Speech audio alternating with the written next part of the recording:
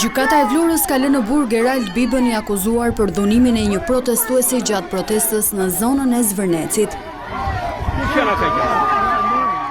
Videoja ku protestuesi dhunohet dhe merret me forcë nga Gerald Biba dhe një roje tjetër u shpërndar gjerësisht në rrjetet sociale duke ngjallur reagime të menjëhershme. Ndërkohë, po këtë të hënë, policia e shtetit njoftoi se i është hequr licenca 2 subjekteve private të sigurisë fizike, Myrto Security 13A dhe Major Security. Nga verifikimet ka rezultuar se subjekti Myrto Security nuk ishte marrë masat e nevojshme për kontrollin e hyrje-daljeve në objekt dhe nuk administronte listën e personave dhe mjeteve të autorizuara. Për shkak të mospërmbushjes së këtyre kritereve janë lejuar të hyjnë në brendësi të rrethimit persona të pa identifikuar dhe të panjohur nga personeli i shërbimit. Këta persona gjatë tubimit kanë ndërhyrë dhe pa patur asnjë atribut ligjor kanë goditur dhe tërhequr me forcë një shtetas pjesëmarrës në protestë duke i shkaktuar lëndime trupore.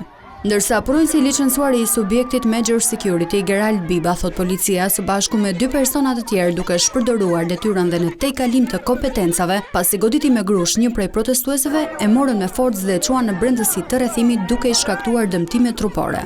Në përfundim, drejtori i përgjithshëm i policisë së shtetit vendosi heqjen e licencave për të dyja subjektet në zbatim të ligjit për shërbimin privat të sigurisë fizike.